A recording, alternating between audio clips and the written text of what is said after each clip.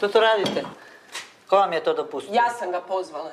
Vaš sin nema pravo ulaziti kod nas po noći. Ovo malo što smo tu da smo na miru. On može raditi u svom stanu što ga je volja. Vrati staru bravu. Samo vi, majstore, radite. Pa neće meni lezbača zapovijedat.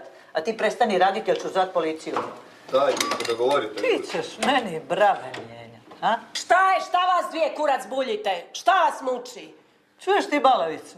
A ja se čudim što ova mala neće mog Danijela. Pa naravno kad cimerice liže onu stvar. A šta, tvog Danijela ni jedna normalna ženska ne bi takla. Kurvo jedna, ti ćeš mog Danijela. Da, tvog imbecila, impotenta. Moći ću ti iskopati, kurvo jedna, marš odavde, marš gadure!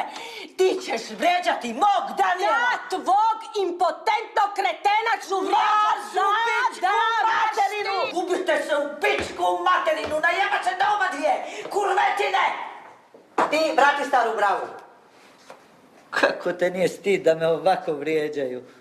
Tko te vrijeđa? Lezbače!